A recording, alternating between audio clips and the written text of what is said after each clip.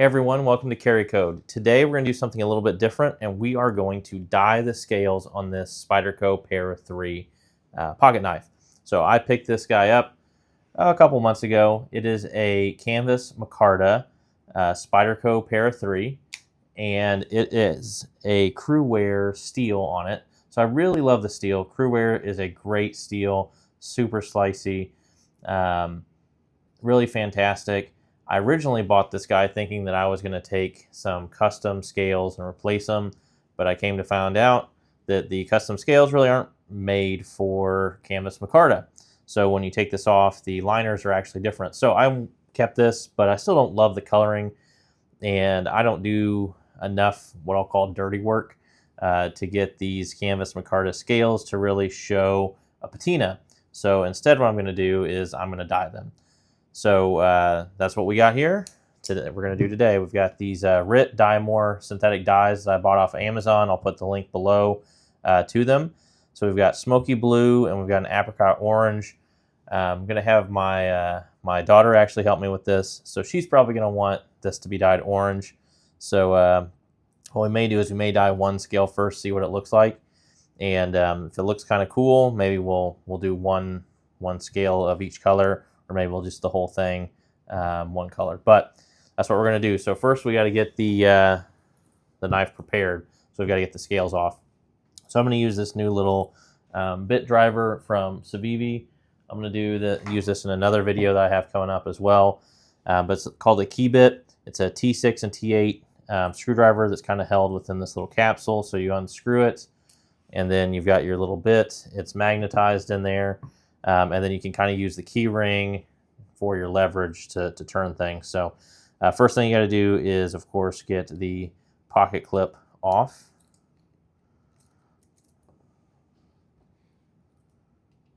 So we've got 3 screws we got to take out here.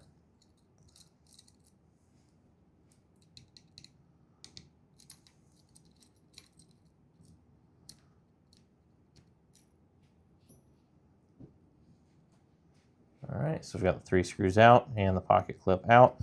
And so that was with the T6 bit, so we're gonna have to flip this over now to the T8 bit.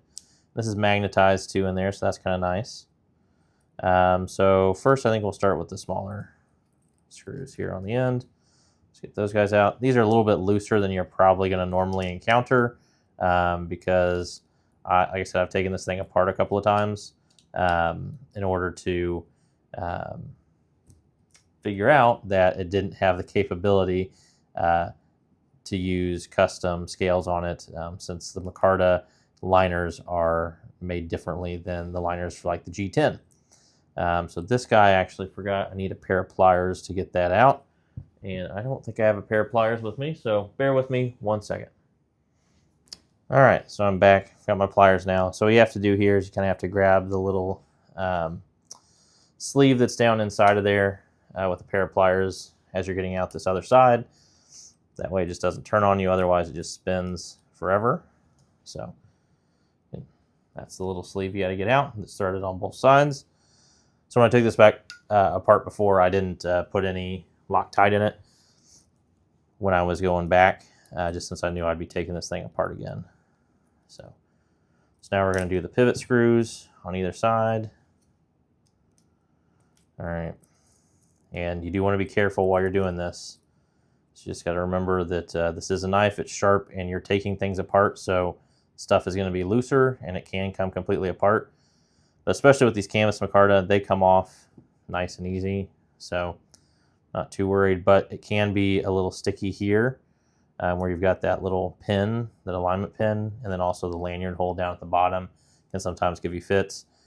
Much more so on some of the other scales than the canvas micarta. But in case you ever wanted to see it and you haven't taken one apart, this is what a Spyderco looks like underneath the scales. So you can see here, because of the canvas micarta, it's machined flat on the back. That's a little bit different than some of the other ones. The other style with the G10 has some more coring out of the G10, and it's not just this flat steel, because the G10 gives it a little bit more strength, so they take away a little bit of weight from the steel. So anyway, so we're going to set this off to the side here. So we've got our 2 scales now. So what we're going to do is we're going to go take our dies, and we're going to show you what to do next. But basically, we're going to get a pot. We're going to bring it to a boil with these dies added to it, and then use a couple of coat hangers to hang these off, dip them in, and let them sit in that die for a little bit, and hopefully absorb some nice color into it. Now, before we do that, we're going to try to clean this up just a little bit, since you do have a little bit of wear here from where the pocket clip was sitting. So, all right. So now we're going to go dye them. All right, so now we've got them in the dye bath. I've taken some coat hangers and bent them so that the scales could rest above the bottom of the pot so they wouldn't burn, but still be completely submerged. I've done about 1/3 of the bottle of the dye mixed with about 8 cups of water. You want to bring it to about 200 degrees Fahrenheit and agitate it every few minutes for about 30 minutes.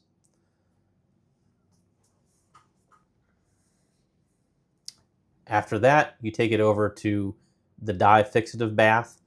So this is just a little bit of that dye fixative added to some water, again agitating for about 15 to 20 minutes, and this is what's going to really seal in the color so that it doesn't bleed on you or fade over time. All right, so now we've dyed our scales. You've just seen the process that we went through. We ended up going with the apricot orange Rit Dye-More dye to do this. That's what my daughter decided to pick for us out of the 2 colors we had. So overall, I think the process was pretty easy and went pretty smoothly. Overall, it probably took about an hour to do between all of the different processes that you have to go through. I will say this turned out a little bit darker than what I thought it would, but I do really like it. It's a little bit more on, the burnt orange side of things, but I think the colorant took really well to the canvas micarta. There's not been any bleeding with it, but we did follow the full process. So not only did we do the dye, but we also did the color stay dye fixative after the fact in a bath, which you saw that process as well. So overall, really happy with it. So now we're going to go ahead and put it back together and see what this whole thing looks like. So we'll go ahead and get started. So first we're going to get the pivot screw in here. Now I did bring my Loctite stick just so we can make sure this is going to stay together pretty well. So you don't need a lot here. Just get a little dab on the end of the screw. I tend to just do about half of the screw with that Loctite before I drop it on in.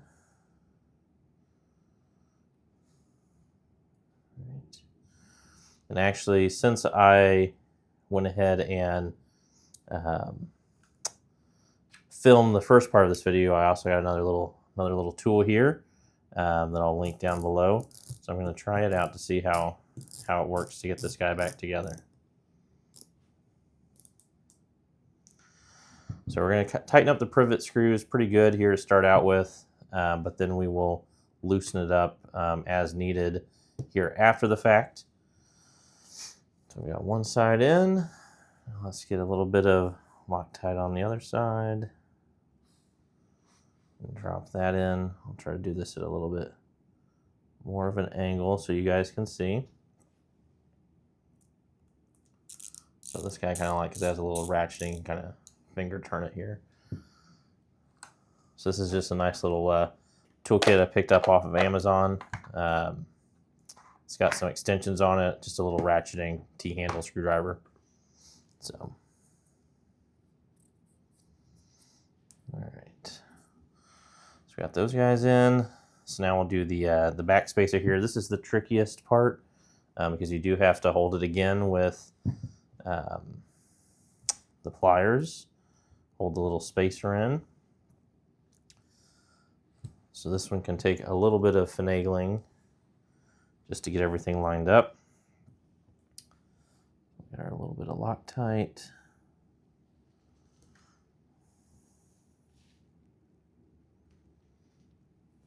And drop that in. All right, sorry I won't be able to kind of orient this one for you to see quite as well, just since it takes an extra hand to get these ones in.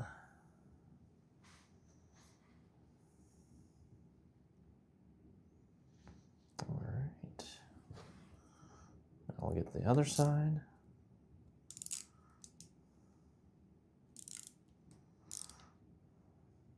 Snug that up. All right, and then go ahead and check this here before we get to the pocket clip. Actually, the action feels pretty good. So I'm not upset about that. I don't think I actually need to loosen or tighten the pivot screws anymore. All right, so next up is the orientation. So for me, I like to carry in my left pocket just because I keep my phone in my right pocket. I don't like having the bulk of my weight with my phone and my pocket knife in the same pocket. I like to level it out a little bit. So I keep this in my left pocket, and typically when I pull it out, I like having it be tip up a little bit here so that when I pull it out, it's in the right orientation as you draw it. So we're going to go ahead and set this up with the pocket clip attached over here. Or no, I take that back, over here. No, I had it right the first time, sorry. So that we can pull this out in the right orientation. So sorry about that mix up right there. So we're going to switch out from the T8-bit back to the T6 for the pocket clip screws. These ones, put a little bit of Loctite on them as well. I'm going to start with the center one, just for alignment. And I'm just going to get them in to start, and then I'll tighten them up fully after I get all three in.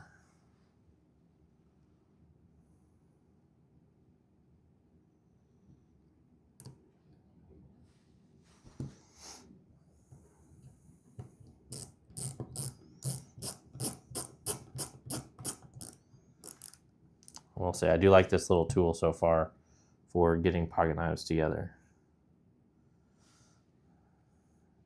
Having that little ratcheting feature definitely does make this quicker. That little Civivi tool that I showed in the first half of the video here is nice. I've still got it over here.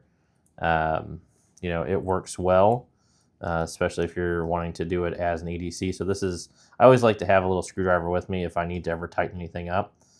So, you know, this does still work great as well. But I do like this guy too. So.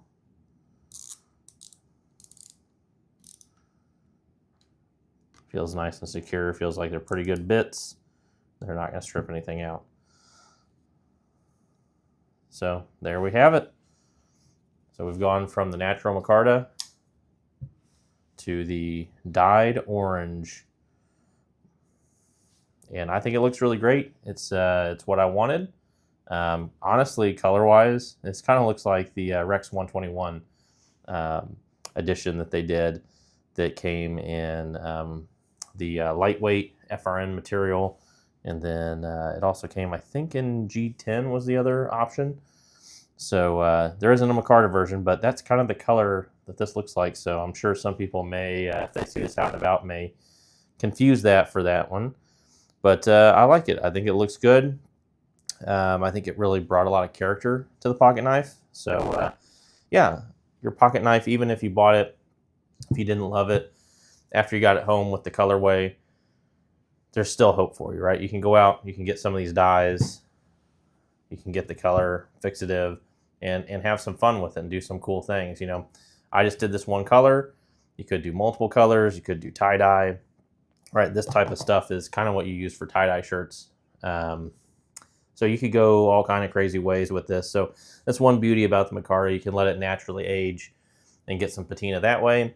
Or you can do something like this where you're adding your own color to it and making something fun and unique for you. So hopefully you enjoyed the video. Hopefully it was a little bit informative to you, and you like the way this turned out, because I certainly do, and I'll carry it around, and also I'll remember it because I did it with my kids. So I got to show them a little bit of a project or experiment. They got to learn something and have some fun doing it. Plus I created an heirloom that I'll be able to keep and eventually give to my kids as well someday in the future. So thanks for watching.